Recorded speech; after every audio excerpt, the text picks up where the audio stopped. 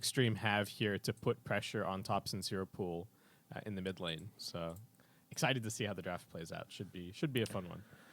Me too. Definitely going to be fun indeed. What do you think are going to be the biggest contested heroes, other than Marcy, of course, because she is the only hero at 100% contestation rate right now?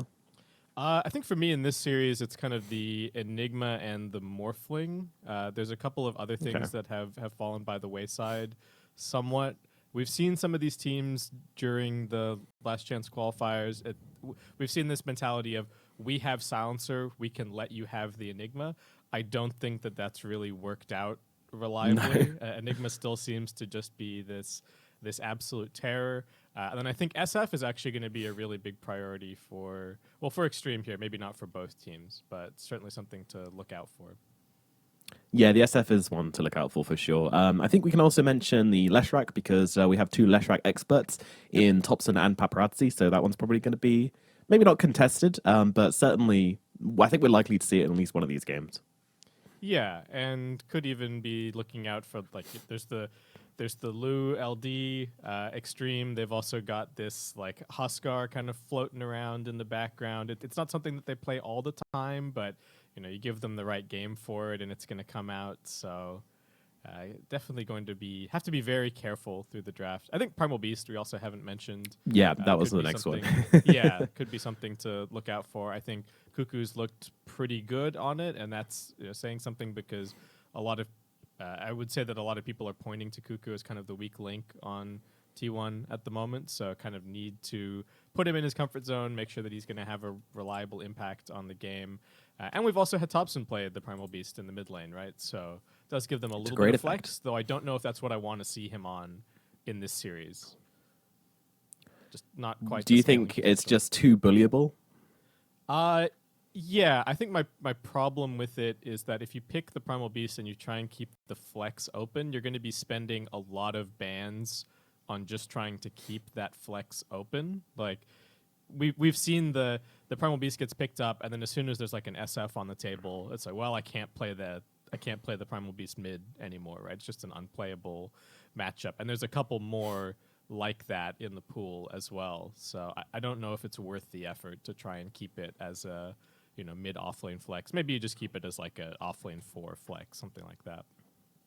Yeah, and the thing about XG as well is that you never really know what direction they're going to go with it as well. Like they're very capable of doing these meta picks, grabbing a Marcy, grabbing like something strong in the mid lane like the Lina or the SF. Yep. Or they'll just do something completely different. They'll just do some like kind of 5 hero, as we said, smelling like cheese strat, not quite official cheese trade marketed yet, but getting in that direction. It's not cheese. Yeah. exactly. Something along those lines. Yeah, they've been picking Morphling super early, which not necessarily cheese. They did Broodmother 2 games in a row against Wildcard. Yeah, we talked about it yesterday. They're not afraid to, and the Huskar fits in that same vein. They're not afraid to bring out some of these slightly more niche heroes if they think that's what the game calls for. Yep, and we had that awesome anti-armor strat yesterday, again versus Virtus.pro. They had was it Slada, it was SF, it was who's the carry? LD Dazzle, Marcy. That was it. Yeah, it was absolutely ridiculous. There was so much damage, like the towers, Roshan just absolutely melted. Yeah, or even just watching the Marcy that game was kind of nuts. They really made poor DM's Venomancer very, very sad. That was my core memory taken away from that game. So, other than the mid lane, where else are we going to be looking to maybe one team get an advantage over the other?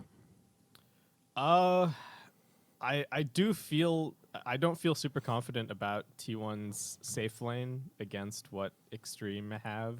I think they've looked a little shaky and just don't really seem to have the same coordination. Like a lot of T1's games, it's just Ana and White Manda. They are getting kills, but it's sort of constant trades, or the lane eventually snowballs to the point where they're like both of them are dying, and maybe they get the offlane or the position 4, but they have not looked the best coordinated. So I don't think too much is going to change overnight, but if they can just have a stable performance against Old 11 and POW, maybe they can get out of the laning stage in good shape. Yeah, because they were pubbing like a ton, these T1 players, right? They were pubbing an absolute ton before Yeah. this match, before the last chance qualifiers, right?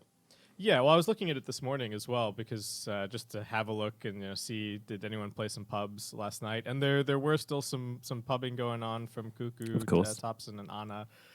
The most interesting thing for me though is that Anna continues to just be playing a lot of offlane. That's in so his, weird. in his pubs. I don't really know what to make of it necessarily.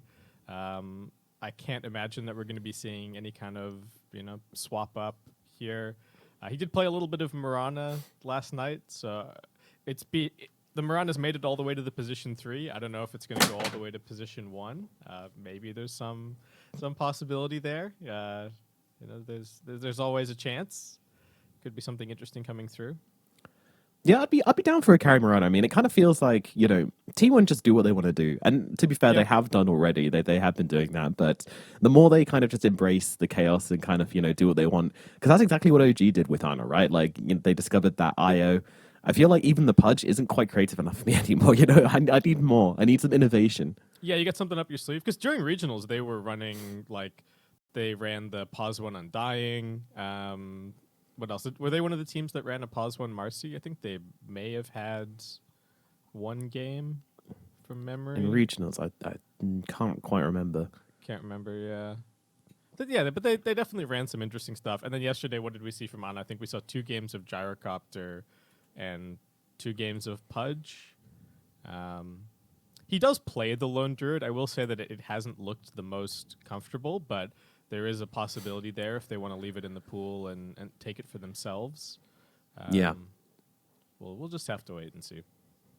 Yeah, definitely. No, the top 4 for me, I reckon we'll see the heroes, which we'll definitely see picked or banned, obviously Marcy. I reckon Primal Beast will be hotly contested. And beyond that, I'm not really sure. I think that's going to be a very strong indicator of how each of these teams are looking to take the game, depending on what they ban out in the first phase, because they should have a pretty good read on each other by this point. And the draft is now live. Thank you for being patient. We had a little bit of a delay, but now we are ready to go. We and lost a T1 player. immediately. Yeah, we did. They got lost in the complex of the hotel they're in. Yeah, it's a bit of a labyrinth. Okay, so we see some of what we expected here, right? So the Shadow Fiend gets banned out pretty much immediately. The Enigma as well.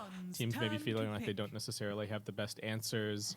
And Xtreme just going to get rid of the Marcy and the Undying. So 2 of the strongest laning supports. Not going to let T1 get that advantage early on. And with no Undying in the pool, does make it easier for T1 to pick the Primal Beast. I suppose the only question mark now is, are Xtreme going to continue with their first phase Morphling here? Yeah. That is the question. Yeah. I think so. I think we might just see it.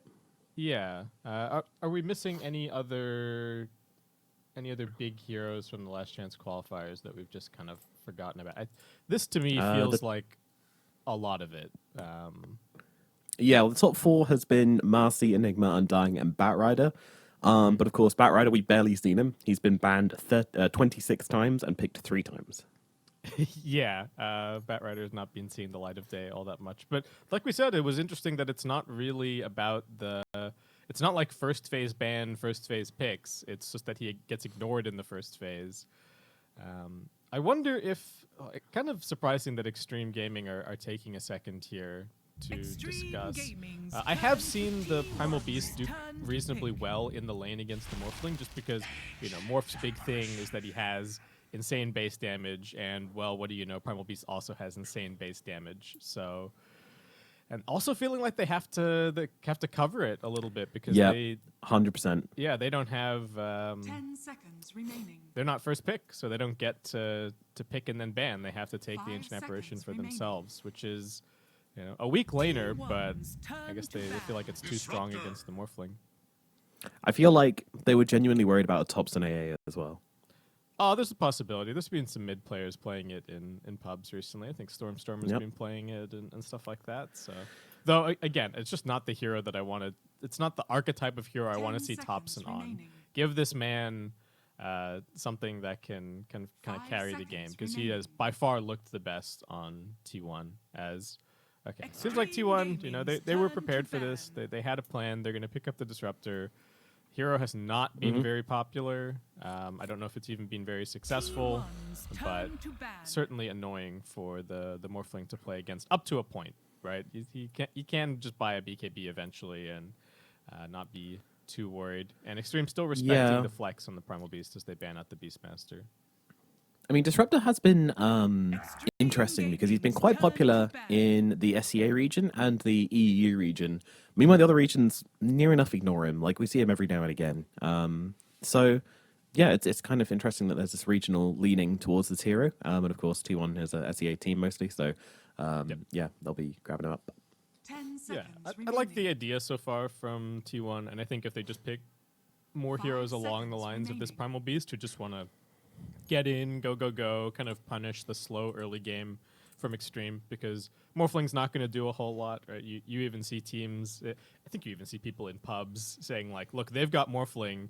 If we can't get 3 bounty runes, we've, like, messed up. And I think that says something about the nature of the Morphling in the early game. He's just not a huge contributor.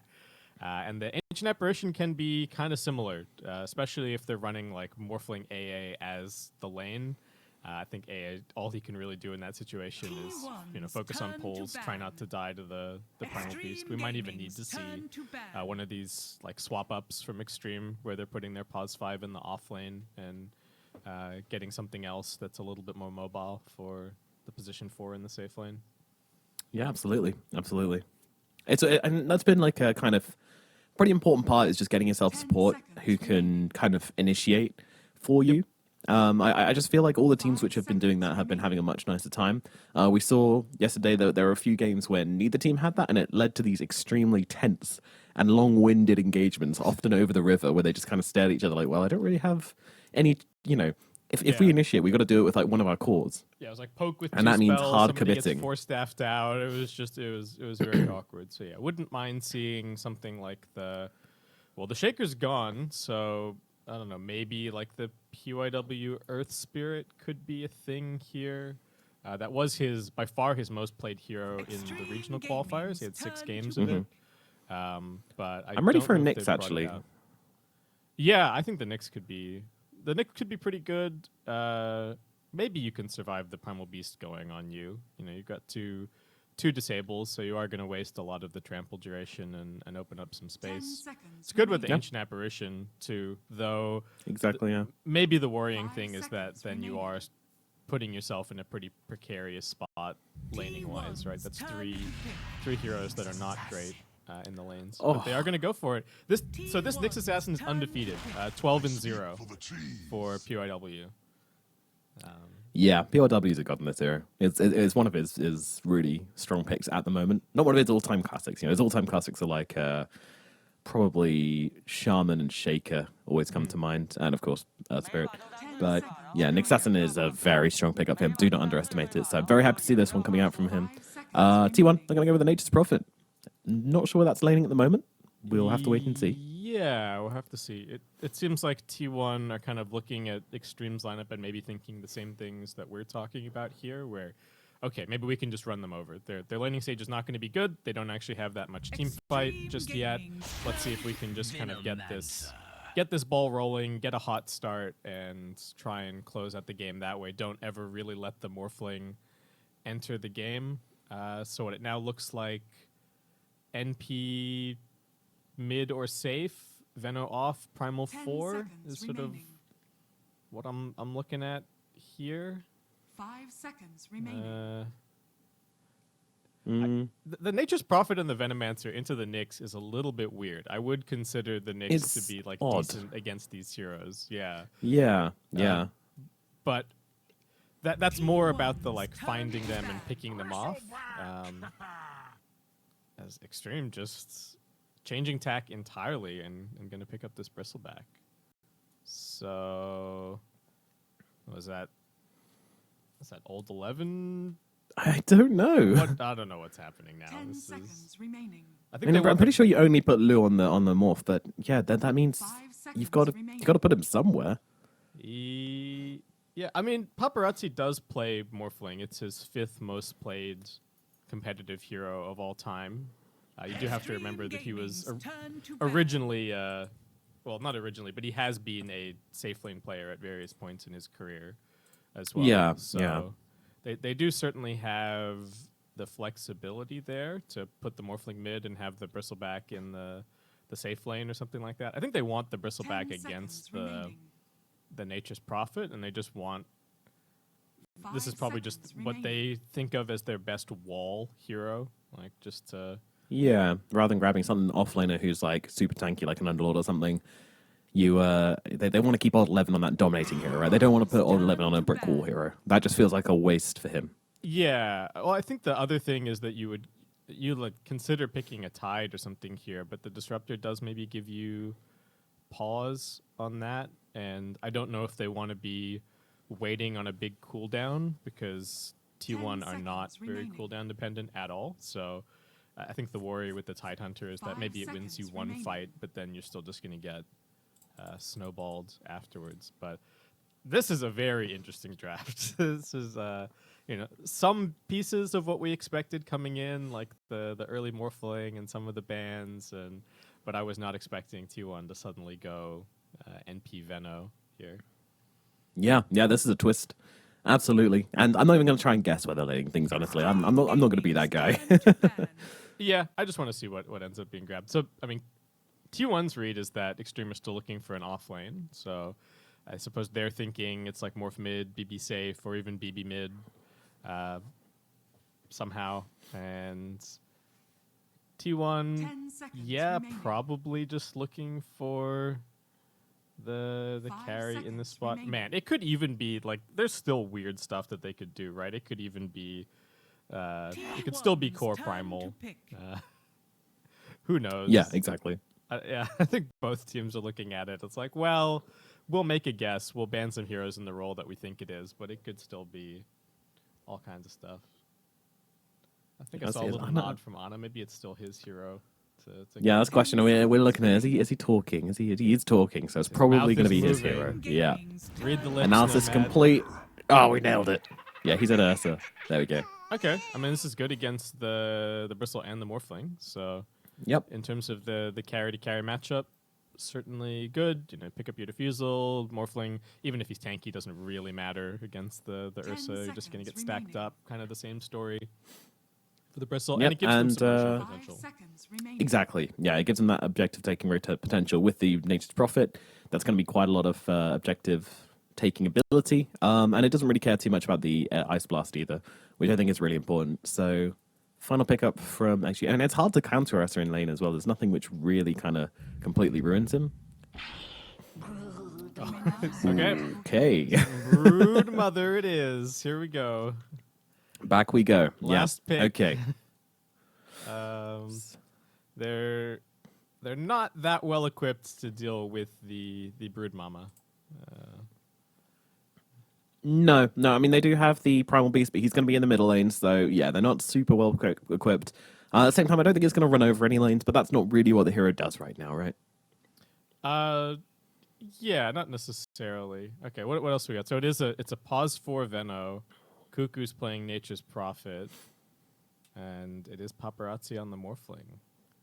All right. Yes, indeed. Yeah, the mid lane Morphling going to give us a bit of a throwback. We don't really see it here on mid so much anymore after the shotguns disappeared, because obviously you just kind of have to be a traditional carry now. But Paparazzi, he don't care about that. He's going to have fun in the mid lane regardless. And yeah, I don't know. How do you think his lane is going to be against the Primal Beast? I think it should be okay. Like we touched on before, the Primal Beast does have a lot of base damage, so it's not totally free for the Morphling. I'm not 100% sure. I've seen this matchup in the side lanes. I haven't necessarily seen it mid.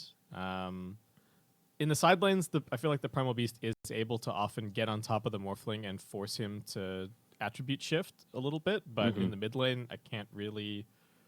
I don't really imagine that happening, so that probably makes life a little bit easier for the Morph, but I'm interested to see how it goes. Yeah, me too. Game number 1 should be quite interesting, as we expected. And, I also like how Xtreme have also kind of matched T1's flexibility in that regard as well. As, we know they can. These guys have many plans up their sleeves. So, yeah, Let's see how this one goes down as we get into game number 1 of Xtreme Gaming versus T1 here at the TI11 last qualifiers. And just to give you guys a bit of a recap, Xtreme Gaming are currently they're 1 and 2, aren't they? You mean wins, draws, or? Yeah, they're 1 win and 2 draws and 0 Yeah. losses. Meanwhile, T1 are 1 draw and 1 loss. Yeah, so Xtreme closing out their group stage in the next 2 series, looking good. Definitely have their sights set on that top 4 in Group B, and T1 kind of keeping keeping the hopes alive here. If they can take a couple of games, I don't know if they're necessarily favored versus Xtreme.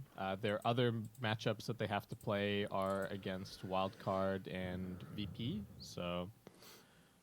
We'll just see what they can get done. I think the bottom of Group B is going to be pretty tight, actually. Yeah, looks like it. Looks like it indeed. And also, like, yeah, I don't know. It's if you get bottom 2, it doesn't it's not that bad. You still get through to the playoffs. It just means that you're down into the lower bracket to start off with, which means you're constantly facing elimination. Yeah, you're constantly facing elimination, and you lose that second shot because we do have 2 teams qualifying. So if you can coast through the upper bracket, you can keep your 2 lives the whole way. And I think lower bracket is going to be extremely scary in this. At least you have the certainty of it all being best of 3, which is nice, but it's certainly worrisome from some of the results that we've seen. Right, there have been a fair number of upsets, and it does seem like for these last chance qualifiers, the playing field is relatively close, all things considered. Oh, old 11 getting galed. Yeah, he's taking some heavy hits here. Thompson hasn't leveled anything yet, but could go for the trample, and is going to do exactly that. Old 11 tries to make it towards a cliff, will have to use another web, but does get himself over and to safety. So a very tricky target for them to bring down there, and T1 will be left empty-handed. I think that fluffy hat saved his life. He got very, very low there. Okay, well, this is not how he wants to start the lane in terms of the webs, but I don't think it's going to be the end of the world. Though this should hopefully mean that T1 can get maybe 3 bounties. Cuckoo's trying to sneak behind too, looking for a fight. Yeah, Lou is on the front lines, and he's taking some hits here from Cuckoo and Zephyr. DY helping out as well, but yeah, Zephyr's damage already off the charts with these 2 KOs coming out. So PYW will manage to secure them a second bounty. He just stuns up Whitemon on the top row and gets the immediate D ward here. Okay, that's nice. All right, PYW. Next PYW. assassin. Thumbs up. We've got high expectations for this guy. See if he And lives they are up to them. being met. Yeah.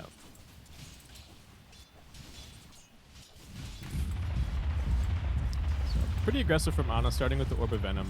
Important if you can to try and get some of these initial kills in this lane, because once Brood gets level 6, or even kind of level 5, going to be a big pain to deal with. Yeah, and kind of interesting in the mid lane there as well, as we just saw the Morphling kind of just sat inside the stomp because he's got the attribute shift as the first level, so couldn't waveform away. So Thompson just immediately trampling down on him. Obviously not enough to kill him or anything, but trying to just force him to go a little bit into strength to try and challenge Paparazzi a bit easier. Yeah, so far Paparazzi cleaning it up in terms of CS, doing just fine. I do want to keep my eye on this mid lane. Just to kind of see how things play out, though. Also pretty high octane lanes on the other sides. As yeah. Well. Kill potential across the board. Yeah, Whitemon just immediately thunderstriking down old 11. He's taking a lot of damage this game so far. And down the bottom we got Lou on the Bristle versus Cuckoo on the Nature's Prophet, with DYAA supporting and Zephyr on his Venomancer. The full camps and everything are completely blocked out, so it's just going to be a slugfest in the lane for now. Maybe one of them can make their way over and get this cleaned up. Lane's in a nice position for 11 up top, so able to get close. Well, they're going on him right now. A lot of damage coming his way. Ana, with the Fury swipes, getting a lot of damage onto old 11. PYW's nearby, though, and does have the Impale, so they'll give up on the chase, but still, so much harassment coming out onto that Spider. Yeah, not fun. We'll be able to get the Insatiable Hunger soon and start sustaining up, but Really just need to get this lane back for T1. They can force it in now and hopefully, bounce it off the tower and get it back to kind of their side. Should be the plan. Elsewhere in mid lane, we have Paparazzi. Now he's still doing all right. Kind of being constantly forced by Topson here, who just keeps spamming out his spells to try and keep the damage onto him and get him as low as possible. Yeah, not even bothering with a point in the uproar. Just all about getting the nukes early on, keeping Paparazzi honest in terms of the CS. He's behind the tower now, just cutting the wave with the trample. Wow. Yeah, I mean, it's a Morphling. He's not going to really care too much about this, I don't think. Although, I mean, it does force him to go into a little bit more strength than perhaps he'd like. Yeah, this does give Topson the opportunity to come over here and just, sneak the bounty rune. I More don't know if he fighting. considers going all the way bottom. He is being scouted here by the Radiant Obs, so Blue and DY should know what's up. But maybe Yep. backing up a little bit too Although- late now. Yeah, they've got the Gale upon him. Luke could be in some real trouble. There comes the trample coming on through, and Topson, despite being there in the broad daylight ward of the vision of the ward, excuse me, does get run down. He gets first blood. Just a ward of the sentry. Yeah. A ward of the vision, a ward of... Thank you. Yeah, bailing me out. Appreciate that. Yeah. Yeah, nice rotation from Topson. Definitely what we're Ooh, looking top for. lane, White Mon taking some heavy hits here from Old 11 and PYW, and they will be able to bring him down. Ana doesn't look like he's going to be able to get revenge, although he does have himself an Earthshock to work with. He's saving it very nicely. PYW in with the blocks, in with the body blocks. Oh, he's going to save his life with that. Who needs mana anyway? Yeah, he didn't have a stun, so that was the only play available to him. And PYW looking fantastic. Okay, so... Still, lane's going very well for T1 across the board. CS is looking great. We were talking about their lineup, just wanting to run them down, and huge imbalance in the mid lane in terms of Topson is constantly going to be running around getting things done. Paparazzi just going to be sitting here, right? So... More or less, yeah. Yeah, even though his CS is looking good, it's not really cause for concern if you're T1. I think the Brood Mother is maybe the big annoyance, but Old-11 not out of control by any means. Definitely not, and actually might be in trouble here as Ana gets on top of him, but Old 11 just turning around with that Silken Bowler to apply that mischance to Ana. Is it going to save his life? Looks like he will just about live through this one, but Topson coming on through, getting the one kill onto PYW and then piecing out. So another rotation from Topson and another kill for him as well. Yeah, he's having a great time and just doesn't have to worry about anything when he rotates to the side lanes. There's absolutely nobody that can punish him. He is giving the Morphling a lot of farm, but I think in T1's game plan, they just have to kind of accept that that's going to happen. Look at Topson here as well. He's not done, but PYW sees him and he's like, why are you still here? But it doesn't matter. They're going to get the kill onto Old 11. Oh, PYW misses the stun, misses the impale, and Topson gets yet another kill as he sticks around in the top lane and gets it done. Probably dies anyway, even if he gets the stun, but yeah, this Primal Beast, he's everywhere. He's #1 on net worth. They can't really kill him either. Again, the support duo from Xtreme is not good. Oh, no. 11, he didn't think about the glimpse. It always happens. Every single time we watch a Disruptor game, it always happens at least once. At least and then once, everyone goes, yeah, it's like, wait a second. oh, yeah. I remember this guy. Right. Well, that's... Especially for Broodmother, not fun. At least Old 11's got some boots. It looks like but he's going to miss quite a lot of this wave here. PYW having to take the experience. That really hurts, right? This Brood, you just want to get level 6 as fast as humanly possible, and now PYW is a higher level than him, just off of that one glimpse. Yeah, Bug Lane really not going to plan. It's unfortunately the Fly Swatter of Topson that's come in and really ruined their plans. Dire's middle tower is under attack. Okay, he is going to have to come and defend his mid tower a little bit. There's a catapult wave, so... Yeah, Paparazzi just trying to force him back by dealing some damage to this tier 1 tower. And stop Topson just running around the map, doing whatever the hell he wants, as he's actually going to get pulverized here, but the Strength Morph is easily coming off in time for Paparazzi. They forced DY to TP out at bottom. Lose a little bit low. Zephyr's got another Gale in 5 Radiant's seconds. turret has been killed. He's staying on him here, and Lou is staying around as well. Zephyr, I'm not sure he's planning on giving up the chase here. Under the tier 1 tower, is actually going to say, Enough is At the enough. top, PYW getting gone on. TP coming in from Paparazzi, but say Bye. goodbye. Back to the mid lane you go, friend. And now all the Yep. Oh no, I gotta go back to mid and keep farming. Why have you done this to me? Anyway, Old 11 getting beaten up. Thompson catches him with the pulverizer. Spider's dead once again, and Ana getting the double kill. Both of those kills going to the bear this time. That is very good for T1. What a start to the game for them. Has been killed. Kill score is looking amazing. Net worth also looking good across the board on all their heroes. I do think it's a little bit deceptive just because Thompson hasn't been hitting a whole lot of creeps necessarily, but this is definitely his job this game. Just get them off to a good start, and then hopefully the Nature's Prophet kicks in, takes the towers for them. Paparazzi very slowly grabbing this Invis rune. All right, it was a slow walk, but he got there. Yeah, so I mean, whilst it's a really good start for T1, it's definitely what they need to do, right? Yeah, they don't really have any other. They've only got one gear this game. It's got to be just go, go, go. The NP gets them the early towers. They open up the Roshan. Ursa gets the Roche, and they just keep on going from there.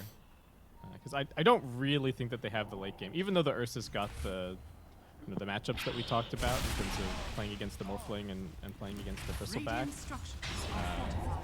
Still kind of favoring Xtreme if this goes late. And top T1 have to be strong enough to stay grouped up, otherwise they're just going to get picked to pieces, is my concern. Middle lane, he's going to move in onto PYW popping the spike carapace, but it's not going to be enough to stop Thompson from bringing him down, and Cuckoo will snipe the kill with the Wrath of Nature. Old 11 moving on to Cuckoo here. I mean, Thompson is right behind him, so they won't be able to get that kill, but defending their middle tower, the side of XG, not giving up too easily. Paparazzi. Looks to go on White Mon. Yeah, I mean, he's just actually just gets glimpsed back at the last second, and DY is not quite able to finish him off. Oh, I'm on surviving on about 25 HP there. Dang, that was close. And T1 just with the constant pressure. What build is Ana going for? She's just going for a defusal, so no signs of battle fear or anything on this Ursa. It's just going to be sort of the full run at you strat here. I can't imagine anyone's going to be going for anything too greedy. Even Thompson, no sign of any boots of travel or anything. Just going to be small items for now. Maybe even just needs a BKB rush this game. Seems to be the most popular kind of setup. Yeah, puts it on the quick fire right now. And I really love what T1 have done with his bottom lane as well. They picked this Venomancer as a pulse 4, but basically he just hits a timing where he's got enough points in Gale where he's just laning solo versus Lu, and Lu can't get that much out of this lane. In fact, with Thompson coming over, he might be able to bring him down here. Let's see how much damage can he really has. He needs to get in front of him to get the damage in, and Lu just kind of walking him in circles right now. Pulverizes in, Cuckoo and Zephyr joining in the fight as well. Lu very low on HP. Yeah, they are stacking up, and Lu's going to be able to survive through this, I reckon. He's got the health regen to not die to the poison. So. White Mon's looking for him on the back. Oh my god, he's going to find him. He's got glimpse as well. He's got the glimpse. He's actually going to be able to bring him down, I reckon. Glimpse See, damage. glimpsing him back. There's the damage. Ah, style points for that as well. Moolah indeed. Now, the damage coming through on to the tier 1 tower in the bottom lane. They have spotted, Paparazzi. Whitemon tries to catch him with the Static Storm. Isn't quite able to do so, but Paparazzi also not able to get the kill. Strength Morph is coming off here, but I don't think he's got the health to live through all of this damage. He is just surrounded, beleaguered, and brought down by the side of T1. Another kill going their way. They're 1-8 right now, base game. 2 huge kills, and they're going to get the tower. The momentum is absolutely insane, and Xtreme kind of having to play catch-up on Old 11. Still don't have the level 6 on DY either, so the slowness of this lineup is really getting punished by T1. Absolutely. I mean, it does kind of feel like it was a challenge by Xtreme, right? They picked this Bristleback and this Morphling and basically said, we don't think you can play at the pace you need to play at to win this game. But so far, T1 proving them wrong. Yeah, it's looking good. They're picking up this first round of items on T1, continuing to just make aggressive moves with the smokes. I think this is the best that they've looked in terms of grouping up 2 heroes here, 2 heroes there, and just finding the kills. Lu once again getting gone on. Yeah, once again, the trample is there. The poison from Zephyr and Lou brought down once again. This poor little hedgehog is looking more like roadkill at the moment. And they've seen this absolutely giant stack. Did Zephyr just poison over the stack? What a gamer.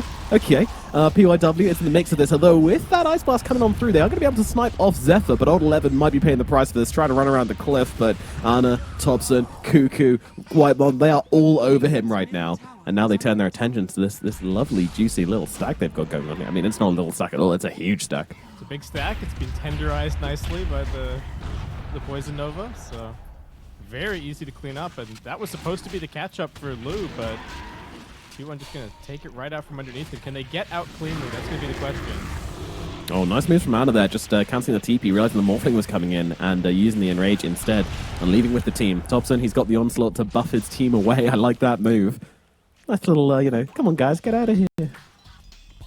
Yeah, nicely done. Nice sprout as well from Cuckoo, just closing off the door. And Xtreme, all of these moves that they've made to try and get back into the game, Paparazzi TPing bottom, you know, getting all those stacks set up, have been completely thwarted by T1. With their next round of items, they really should be able to come in and take out this mid-tier 1 tower, start opening up for the Roshan. I'm not really sure when Xtreme can take the fight. They still don't even have boots on this bristleback. Nope.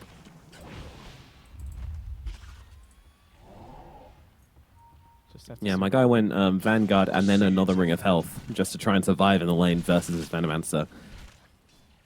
Yeah, I like going for the full tanky build here, but he was definitely planning on getting that stack. Up around onto Lou here. They are not leaving him alone. Lou once again getting caught out as T1 take another. QOW pinging. Can anybody come and get Cuckoo? This is a freebie. It's just 1 TP. Paparazzi just walking over instead. Cuckoo smells him. He says it smells a bit like moldy bug around here. I'm gonna get out. Good read. Apparently, good some read. people can smell ants. Did you know? Oh. Yeah. Apparently, it's one of those weird, like, a lot of people can. Some people just can't. I don't understand why. I certainly don't know what ants. Have you tried? Like. Huh? Have you tried? I haven't tried. No. Well, there you go then. All right, chat, we need to see some science. I want everyone to go out, find an ant, smell it, and then tell us in the chat whether you could smell the ant or not. Yeah. We need to know the percentages here. It's the only way. So Cuckoo must be one of those who can Yes. smell the ants. All right, T1 just group up all 5 heroes, take out the mid-tier 1 tower, no problem. The lead just continues to build, and Xtreme, can they even stop them from walking into the Roche pit? T1 do not seem to think so. Certainly doesn't look like it. I don't know. Xtreme? Anybody? Anybody fancy walking? Yeah, okay. They're going to very leisurely stroll over to this bit. All right, a bit more haste about them now as they smoke themselves up. They might find Zephyr on the front lines here, but he'd be a really good target to bring down if they can keep him locked down. But they've got this area very well warded now. They're going to glimpse back PYW to start this one off. He's used by Carapace pretty early here as well. So I think there's my nice stun onto 2. Actually, Ice Blast to follow up. Hana's just dead. Doesn't get a chance to even fight this one, but Thompson comes through, blows up PYW, staying on top of Paparazzi, who has this double damage rune, but he's been poison novaed up. His days may well be numbered here. Can he get himself away? It looks like he can. They'll turn their attention towards Cuckoo now on the side of Xtreme, but he's got the TP out. So that will be the end of things. But T1 actually coming off worse there. Ana just gets blown up on the front lines. Just didn't think. I mean, he saw the Nyx assassin the whole time. He could have pressed his ulti. He just didn't think he was going to die that quickly. Double damage Morphling on the high ground. Punishing him extremely hard along with the Ice Blast. That's a big setback for T1. And, you know, some more gold for the Broodmother, who they are still not that well equipped to deal with necessarily. So if Old 11 keeps getting into these items, it's going to be a bit worrying. Okay, well, we'll see. Maybe the Roshan is off the cards for now. Just gotta go get a pick off, exert yourselves in the map a little bit, do some of this split pushing with the Nature's Prophet. They do have the Orchid picked up for Cuckoo, so Yeah. And moving to the pit. He doesn't really have mana. He does have 21 charges.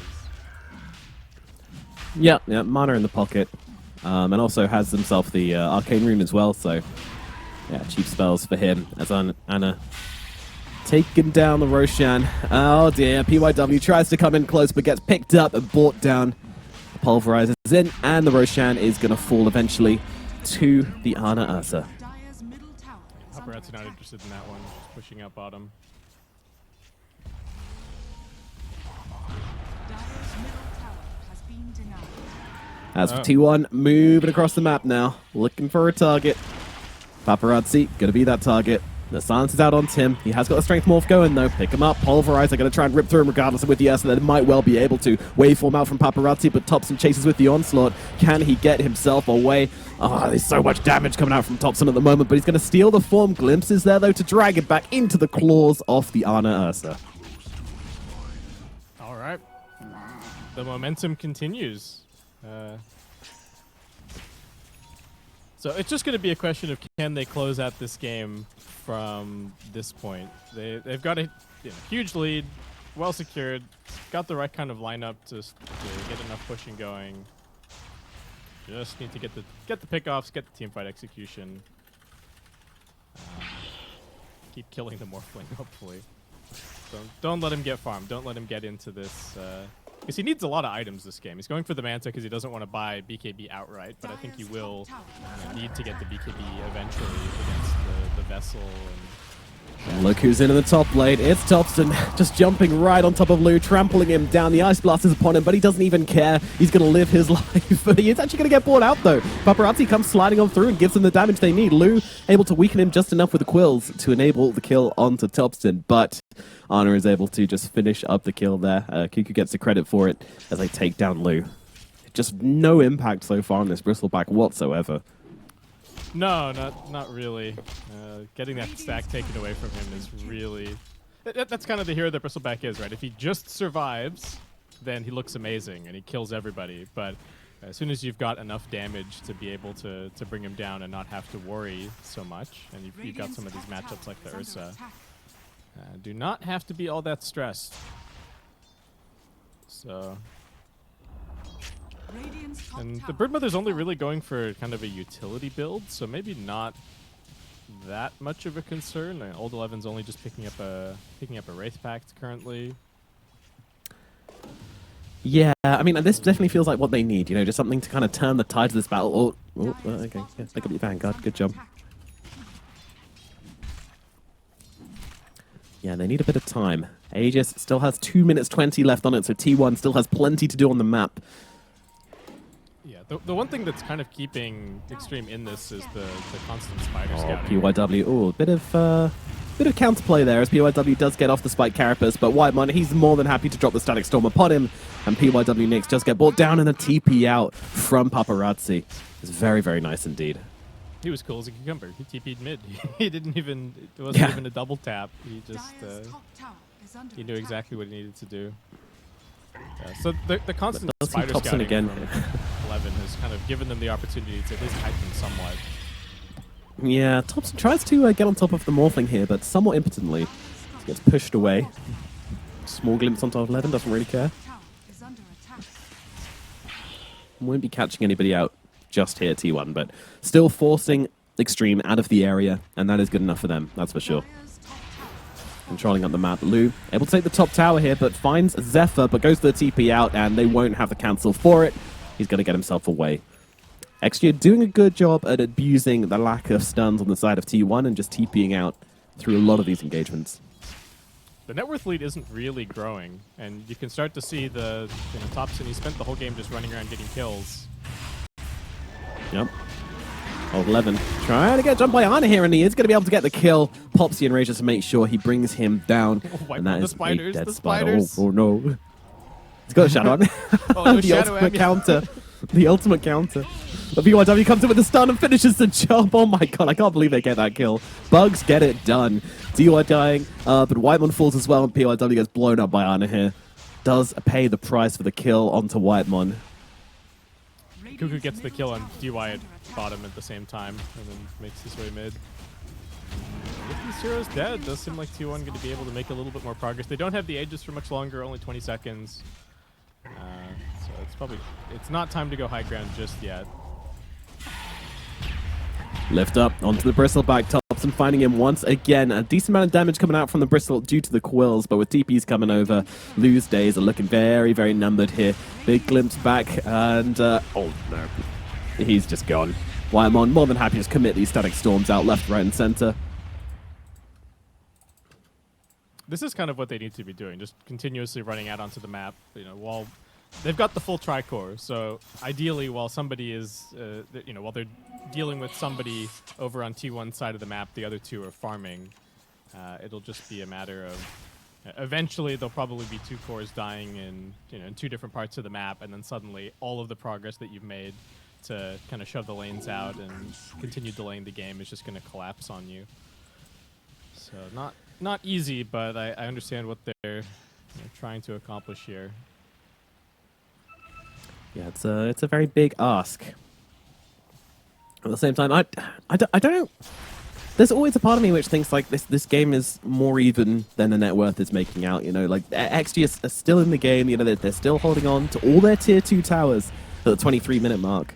Like T1 yet to get anything like super meaningful done, other than just kind of making Lou's life miserable, which is good, and they are getting very rich on both the Natus Prophet and the Ursa. Yeah, Thompson's done all he can, right? He absolutely annihilated the early game, and it's now in the hands of Cuckoo and Ana, and just have to see if they've got the right stuff to carry this one out. Worth pointing out now, I don't know if it's going to get to this point, but the T1 do have this like alternate win condition in the Nature's Prophet, right? Not as much as it used to be when he had the old shard, but still a possibility. I'm just enjoying watching these spiders getting cloned out onto the map from Old 11 constant just scouting. spreading out all over the place. You know, reminder of the flares from yesterday. Yeah, information is all important.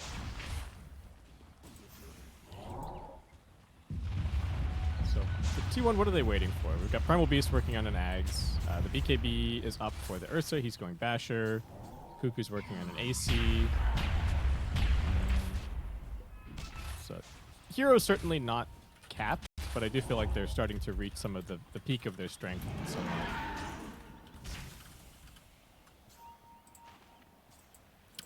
let's see, Xtreme moving into their own jungle here, but T1 ready to intercept them, coming around the back. Onslaught in from Thompson, does land on the PYW, but he's going to get stunned up here. Blast comes through, and they should be able to bring down Thompson despite the BKB. Ana takes out DY in response and absolutely mauls PYW, but his Aegis is getting low, and Lou is on his back. He's going to just be able to bring him down. The Ice Blast still upon him, and he is dead. Cuckoo BKB TP away. He is out of here, and Whitemon is also going to leave. But Xtreme, they finally find a fight which they can win. huge plays from PYW. I mean, he dies, but he takes Thompson with him. Only got the BKB off at, what, like 15% HP, and then it was just a few Morphling auto attacks to bring him down. Oh, boy.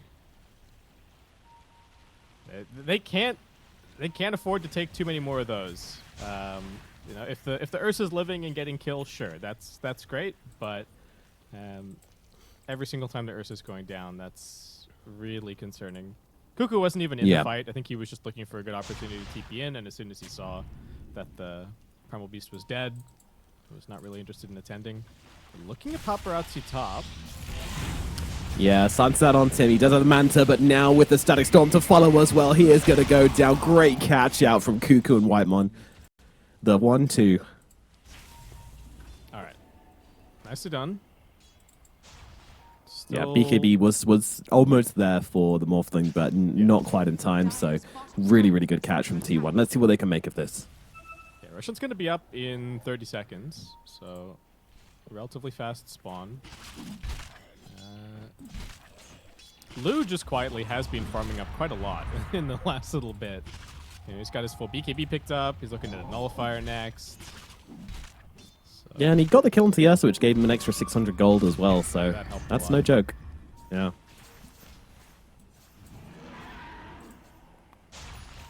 Lou very much impressing me at the moment this game. The way he's been able to just kind of hold on, you know, like he got stomped in the early game, honestly. He had a miserable time. But he's still holding on. Old Lemon as well, finding value from this Brood Mother despite the horrible start. But now Roshan being taken by T1. Xtreme. I'm not sure there's going to be anything they can do about this again. T1, it is their map at the moment. Cuckoo taking a lot. You got to worry about Ice Blast, brother. Okay. I don't know if he needed to tank that the entire time, but it did make it faster for the Ursa to take, so... Yeah. He's safe. And all right. Time to get some tier 2 towers, I think, for T1. Yeah. I was going to say that maybe this Aegis needs to be high ground, but I think it can just be tier 2s, more control on the map. There is still room to grow on the Ursa and the Nature's Prophet, so...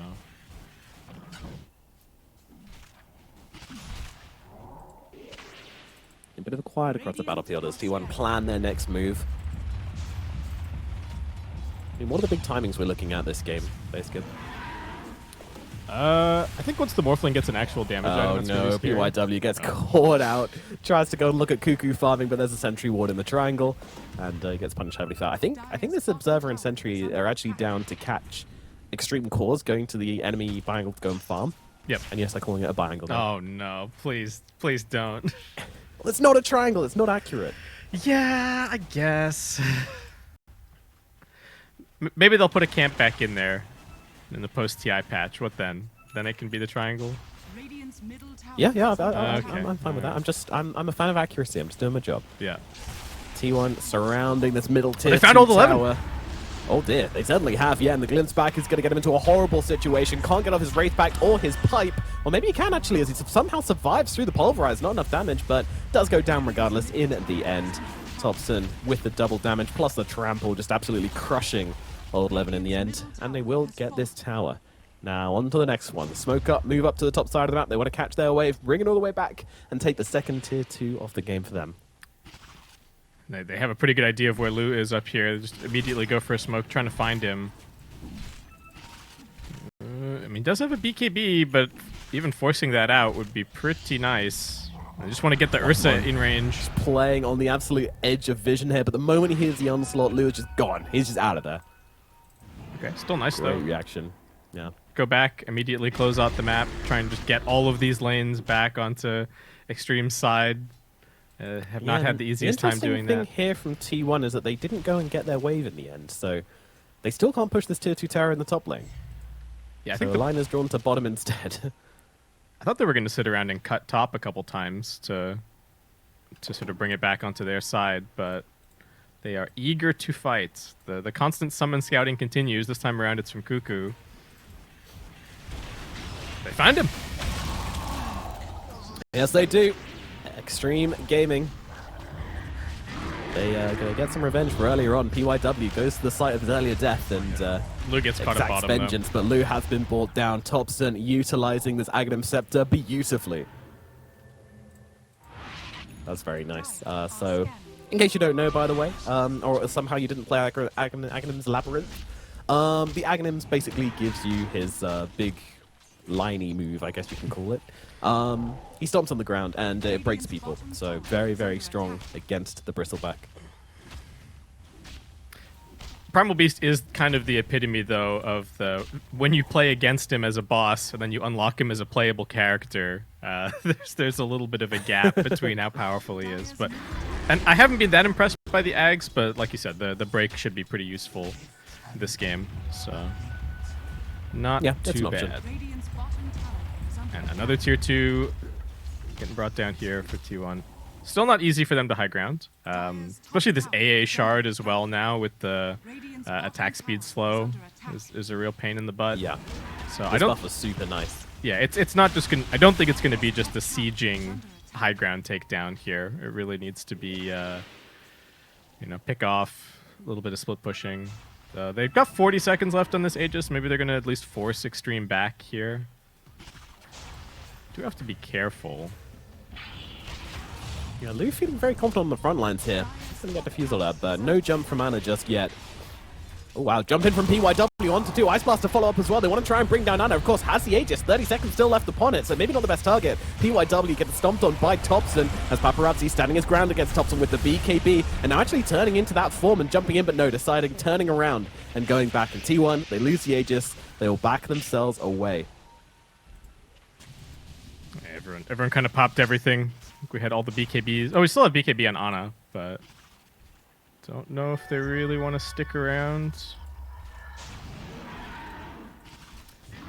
I don't know, they're baiting in the middle lane here. They're going to jump onto Lu. Lu doesn't have that BKB, but not really a big commitment here from T1. Just a bit of tickling. Keeping them honest, keeping them in the base. They finally managed to get all 3 lanes onto the extreme side of the map, which they have managed to do for a little bit. This does mean that this net worth lead is going to grow pretty significantly from this point, just because Xtreme are going to take a little while to get back out onto the map and try and outmaneuver T1. Oh, I think they're going to make the same play again and go try and find Cuckoo, perhaps. Yeah, visit the buy angle. I'm down for that. Yep. Go say hi. Just drop in unannounced.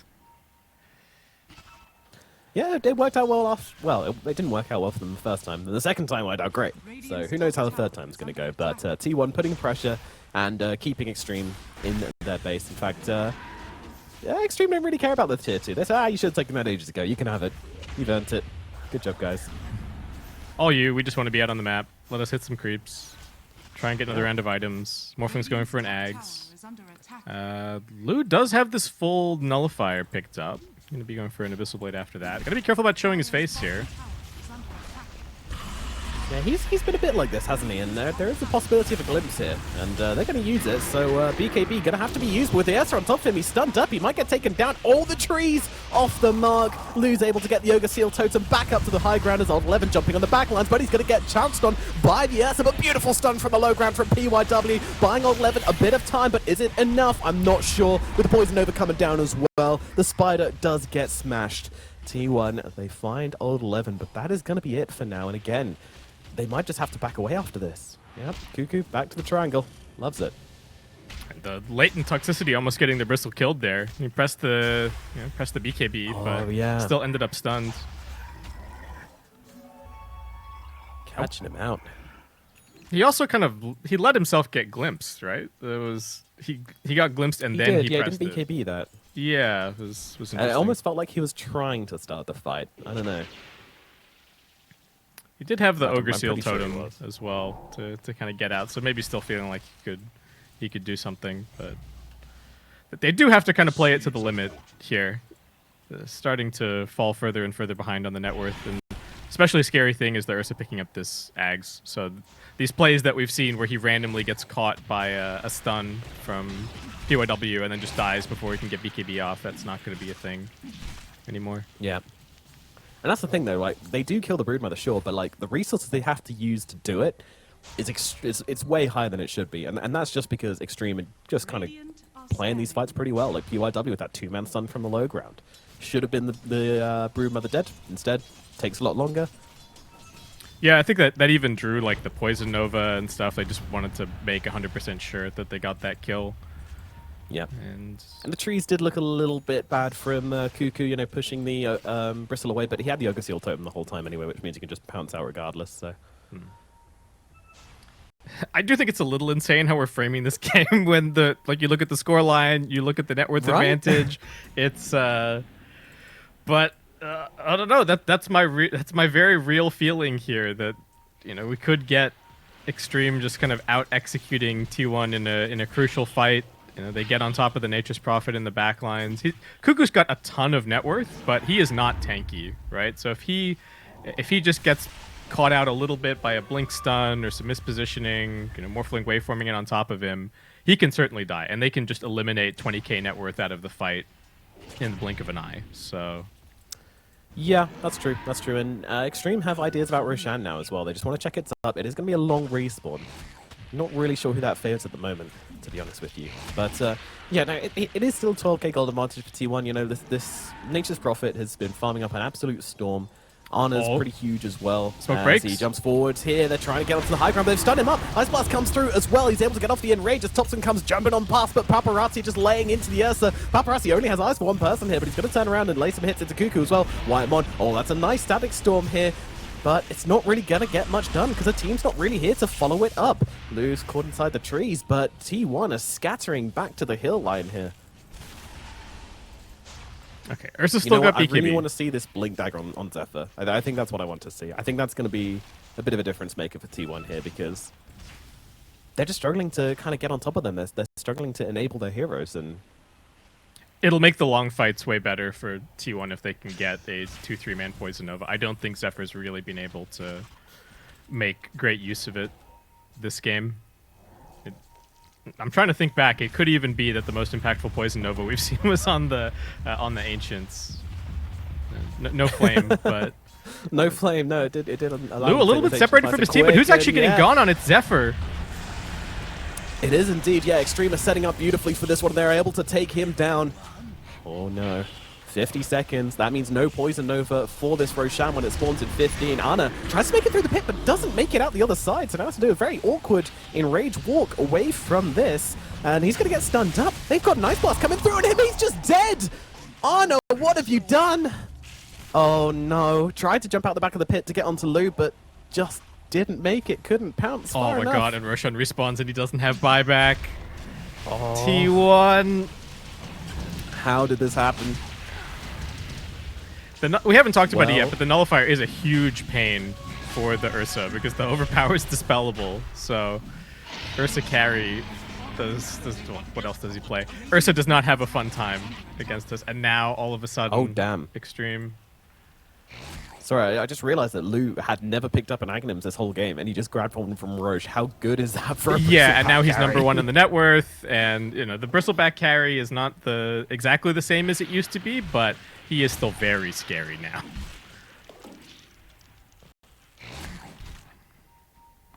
Goodness gracious. And that net worth advantage, it hit a peak of, I think it was around, was it 15k? 14k. Yeah, 14K. Something like that. And shrunk down to 3k now for the side of T1. Yep, Oh and dear. the win probability has been, hovering around 75% for T1 this whole time, and finally it's going to get dragged all the way back to the Xtreme side. It started there at the beginning of the game. Dota Plus liked their draft, I suppose, but takes the third Roshan grab to bring it back the other way. But now they're getting so many items on the Morphling and the Bristle, and the Ursa's supposed to be the counter, right? But it's certainly not looking that way in these last couple of team fights. I wonder if they now need to maybe shift gears, or I'm not sure what else they can do. Cuckoo's going to be picking up a Silver Edge, so maybe they can get some scouting going that way and start the fight on better terms. But Yeah. Again, they have this Blink Dagger now on the Venomancer, so a big Poison Nova is very much on the cards. yeah, And then you just kind of play the pick-off game. Make it last, but of course with the Aegis and with the Cheese both available. Cheese always feels so good versus Venomancer. He's one of the heroes which really doesn't like playing into that item. smoke breaks. They never get to see the backlines. Xtreme supports hardly ever being caught out. Always behind this wall of cores. Yep. Nullifier does land onto Ana. No real commitment here. See the backlines.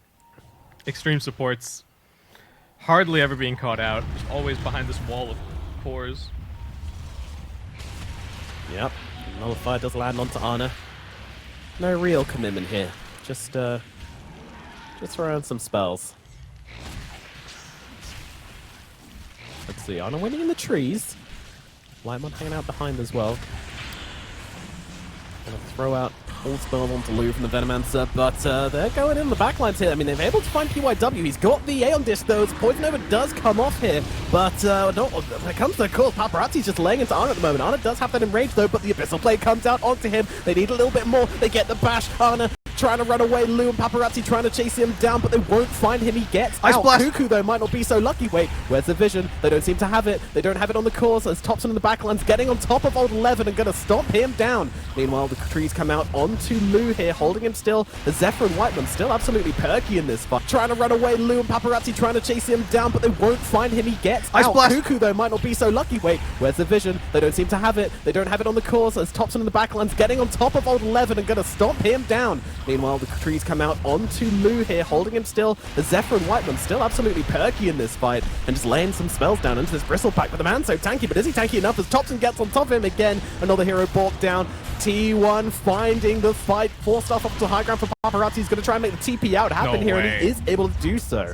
He kept the Aegis intact as well. Okay. Great fight for T1, though. They get the 2 supports right at the beginning. Nobody dies. A little bit of an overextension trying to get Whitemon on that Disruptor. And just barely getting Ana out as well. He got clipped by the Ice Blast, but he was healthy enough to survive. Yep. Yeah, really, really big from the fact that Ana managed to make it out of that one.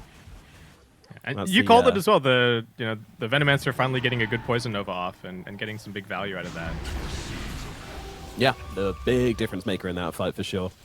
Just means that you just can't run away from Thompson. It really enables him, you know? Like, sure, they throw everything onto Ana, but Thompson's still capable of doing Stunned by a the ton latent of work as toxicity. they drag back Paparazzi. This might be his Aegis here. Ana is able to take him out. Ice Blast only connects onto the Ursa. Thompson, oh my god, this man is in! He is able to take down DY. PYW as well, taking some heavy, heavy hits, but won't overextend that hard. And now even the fortification coming out.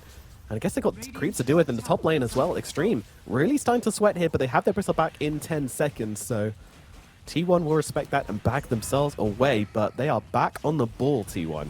Okay, game's not over just yet. T1 gonna remind Xtreme. They still have some good matchups here. They've still got some good team fight. Fortunate for Xtreme that they will not end up losing a lane of Rax. Always super annoying, especially against the Nature's Prophet, once your base starts getting opened up. So we haven't really seen... I think, for the most part, Cuckoo's just been sitting on the dire side of the map and hitting creeps.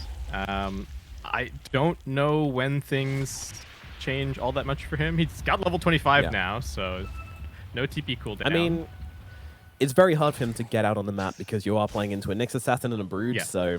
Yeah, he will just die if he tries to shove waves, right? He's kind of been relegated to the jungle this game. And, you know, he's got 2 cores which can farm waves pretty well and not be nearly as much risk as he is, so... Sure.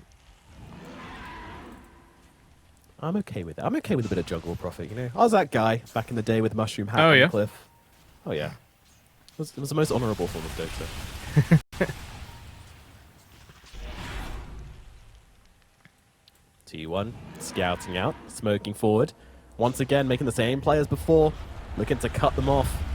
And the onslaught comes through. They manage to find DY in the backlines. Ice Blast is not on the cards anymore. Stun out from PYW, though, managing to catch out Thompson. But blade to follow through as well. Paparazzi just trying to take chunks out of Thompson. Primal Beast, he does manage to get off the Pulverize, but is it going to matter? He is going to die. Meanwhile, PYW, the only one caught inside that Static Storm, and he does get taken out for it. Lou on top of Cuckoo, trying to take him down. But the trees, beautiful trees from Cuckoo. That's going to get him away from the Bristleback, but is it going to get him away from Paparazzi?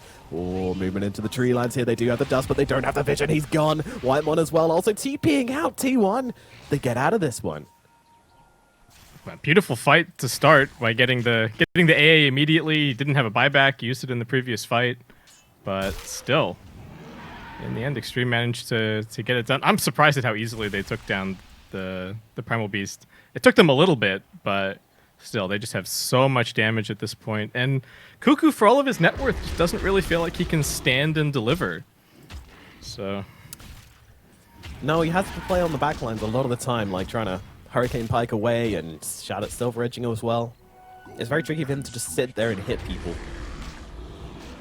Yeah, has to find kind of the perfect position, otherwise he's just going to get immediately Abyssal Bladed or end up with one of these cores right on top of him. Even if he's just getting auto-attacked by the Morphling with the Scotty, that's going to massively reduce his damage output. This could end up just being a crazy one. I could see us going to 60 minutes and things just getting, you know, thrown for a loop with some tier 5 neutral items.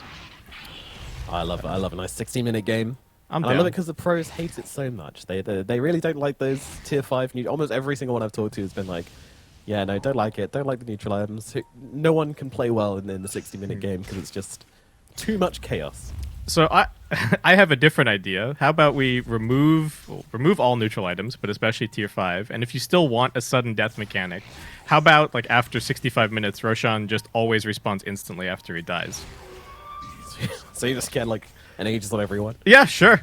Just a non-stop fight at the pit until somebody loses. That is a terrible idea, and I'm glad you don't work at Valve. Oh, come off it.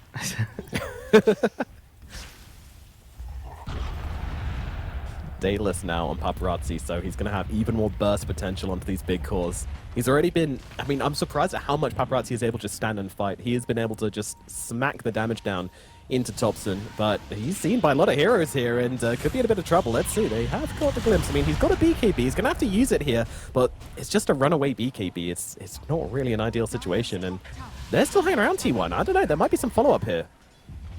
Yeah, just got to keep an eye on the glimpse cooldown, perhaps. Not going to find anything else. Lou just charging over, no fear. Okay. Oh, glimpse back. I'm not sure he cares. Let's see. Ana gets on top of him here, dealing a decent amount of damage, but of course that nullifier gets thrown on top of him, and it's really hard for Ana to keep the damage up onto Lou when that happens. So, yeah, we'll just peace out. Lou, not a care in the world. They do have to deal with bottom lane. Somebody from Xtreme coming back over to grab that. It's Paparazzi. Everybody else just going to stay strong on mid.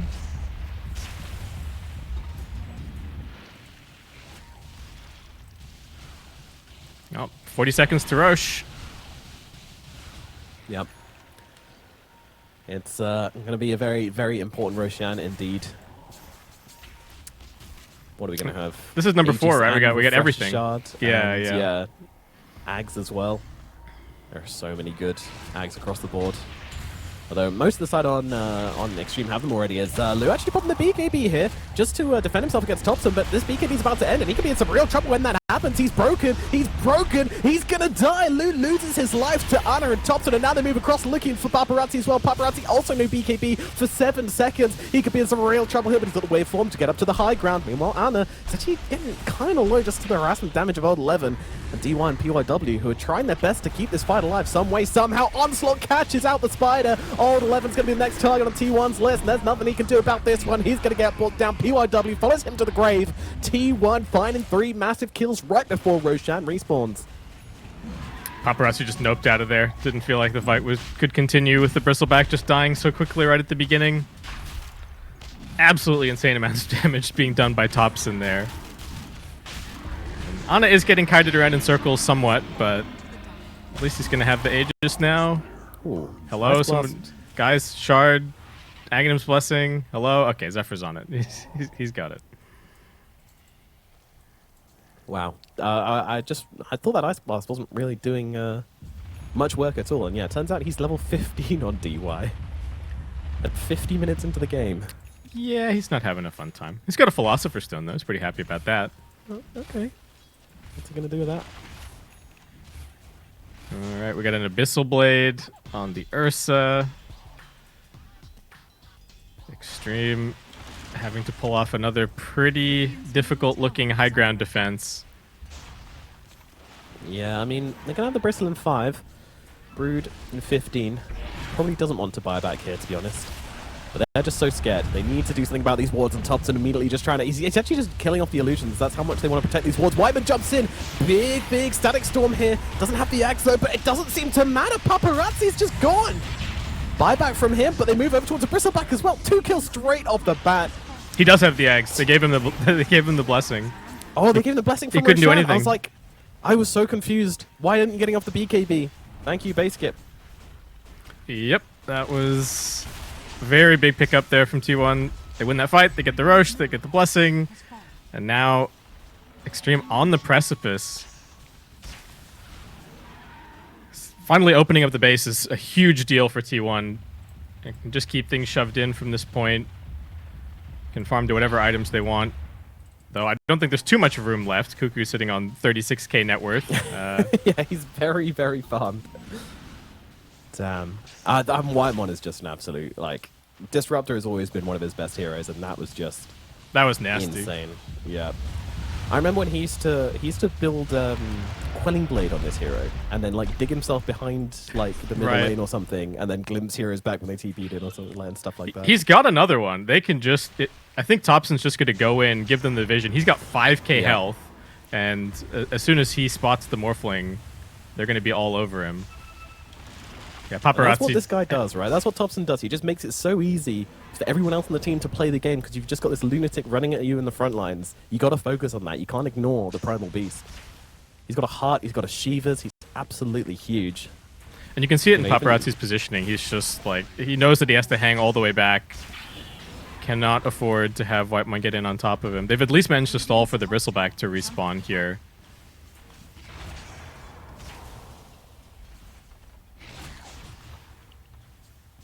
It's getting very tense. Getting very tense indeed. T1 really want to just put the final nail into the coffin of Xtreme right now, but it's not easy. Jesus. This late game mana burn's doing work as well. Yeah, that's actually a huge problem for mana. Cuckoo. He's going to have to go back and grab some mana from the fountain.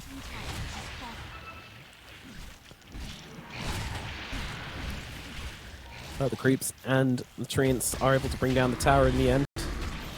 And T1's back, full health and mana. They do only have a minute and a half left on the Aegis, so if they want to make a go with that, it's got to be soon. In we go. Lou's going to be the target. Anna, for the moment, just kind of poking and prodding, but there is... Oh yeah, that's the Ice Blast. It's not coming out just yet. They're saving it as Thompson's going to jump in and get on top of PYW. They'll take him out, but he's got the buyback. Lou trying to fight up into Thompson. Whitemon jumping in, trying to find the Morphling again here, but won't be able to do so, and now he will lose his life. Doesn't land it this time around. Ice Blast is going to come through. Will not... Oh, it does just about catch Cuckoo there. Anna's back on the backlines here, but PYW is able to juke him out, but Paparazzi might not be so lucky. He's got the Abyssal Blade upon him. The damage coming out from Anna getting up the stacks, but the waveform's there to get him to the high ground. Oh, Lou, though, he's stuck on the back as Cuckoo just pounds into him. He's out of here. Old 11 might not be so lucky. There's no buyback on the Bristleback. There is one on the Broodmother who's going to come back into the game. A 4-man defense versus the 5 of T1 who are coming back after TP back in. They want to end this game here and now, T1. Yeah, they're putting the buybacks into this.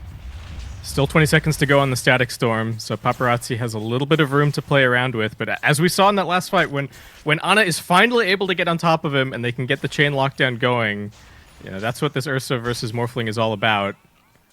But, tricky call from T1.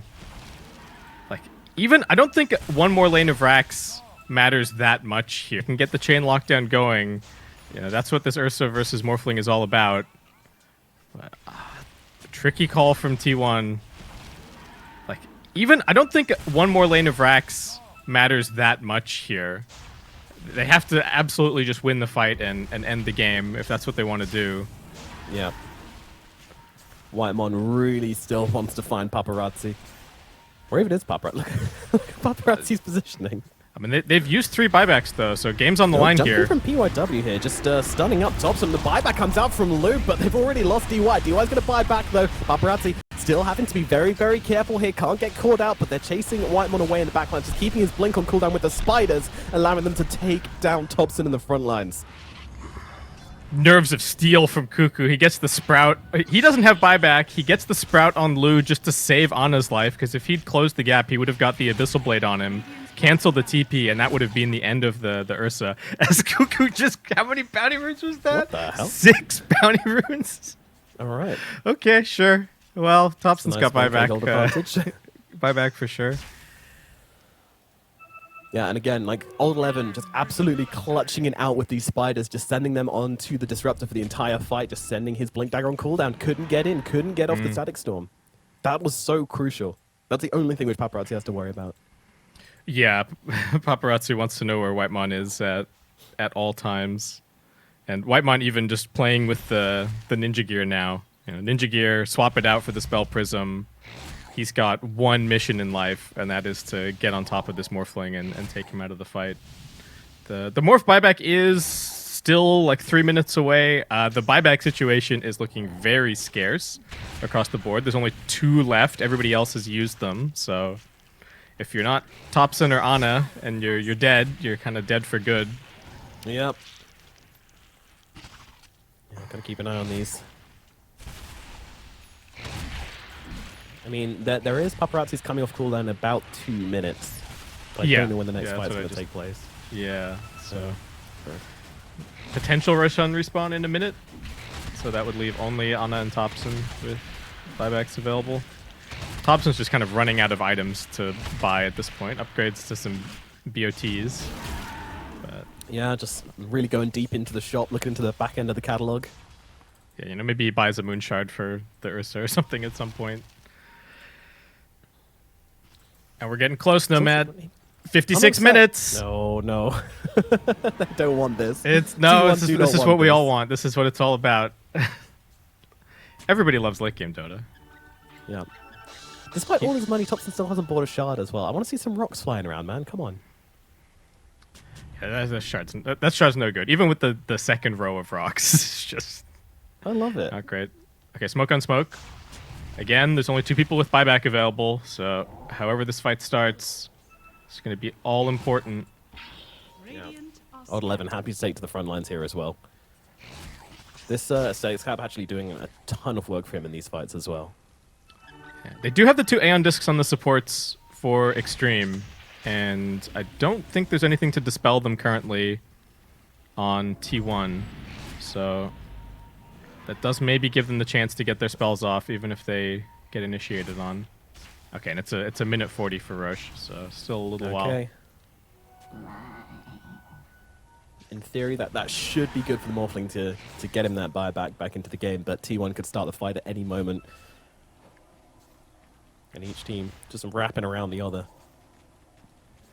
Xtreme are going to be forced back to deal with some of this pressure. Yeah, they're sending back Lu, so everybody else just going to have to try and sneak back onto their side as a group.